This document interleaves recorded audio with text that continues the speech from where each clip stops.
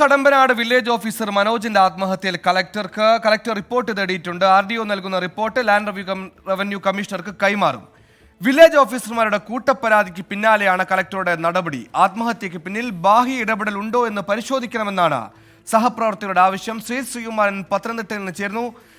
മനോജിന്റെ ആത്മഹത്യയുമായി ബന്ധപ്പെട്ട് നിരവധി ആരോപണങ്ങൾ ഉയർന്നിട്ടുണ്ട്. ഈ മണ്ണെടുപ്പുമായി ബന്ധപ്പെട്ട തർക്കം, അതിലെ ബാഹ്യ ഇടപെടൽ, അതിലെ സമ്മർദ്ദം, അത് ആത്മഹത്യയിലേക്ക് വഴിവെച്ചു എന്നൊക്കെയാണ് ആരോപണം. എന്താണ് ഈ സംഭവങ്ങളുടെയൊക്കെ ആകെ തുക? എന്താണ് പശ്ചാത്തലം? സുഹൈല, ഈ വിഷയത്തിൽ കടമ്പനാട്ട് വില്ലേജ് ഓഫീസുമായി ബന്ധപ്പെട്ട് CPM-ന്റെ ഒരു ഏരിയ നേതാവിനെതിരായാണ് ഇത്തരത്തിൽ ആക്ഷേപം ബന്ധുക്കൾ ഉയർത്തുന്നത്.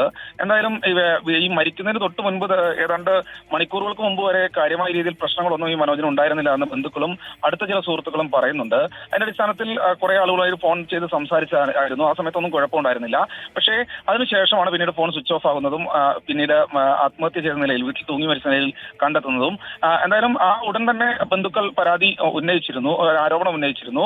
അതിനുശേഷം ഇന്നലെയാണ് വില്ലേജ് ഓഫീസേഴ്സിന്റെ ഒരു കൂട്ടായ്മ, വില്ലേജ് ഓഫീസർമാരുടെ കൂട്ടായ്മ ജില്ലാ കളക്ടർക്ക് ഒരു പരാതി നൽകിയിട്ടുണ്ട്. ജില്ലാ കളക്ടർ പ്രേംശങ്കർ അപ്പോൾ തന്നെ ആ പരാതിയിൽ RDOയുടെ റിപ്പോർട്ട് തേടി. അതിനുശേഷം ഈ റിപ്പോർട്ട് ലാൻഡ് റവന്യൂ കമ്മീഷണർക്ക് കൈമാറാനാണ് തീരുമാനിച്ചിരിക്കുന്നത്. ഇതുകൂടാതെ ജില്ലാ പോലീസ് മേധാവിക്കും സമഗ്ര അന്വേഷണം ആവശ്യപ്പെട്ട് ഒരു കത്ത്, ഈ പരാതി അങ്ങോട്ടും ഫോർവേഡ് ചെയ്തിട്ടുണ്ട് ജില്ലാ കളക്ടർ. അതിന് പിന്നാലെയാണ് ഇന്ന് അല്പസമയം മുൻപ് ഈ മരിച്ച മനോജിന്റെ അടൂരിലുള്ള പഴകുളത്തെ വീട്ടിലെത്തി സന്ദർശനം നടത്തിയത്, ബന്ധുക്കളുമായി സംസാരിച്ചത്.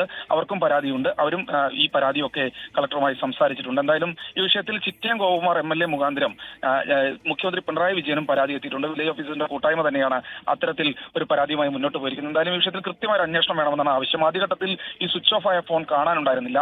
ആ ഫോണിലേക്ക് ചില കോളുകൾ വന്നിട്ടുണ്ട് എന്നാണ് ഈ വില്ലേജ് ഓഫീസേഴ്സും അതുപോലെ തന്നെ ബന്ധുക്കളും പറയുന്നത്.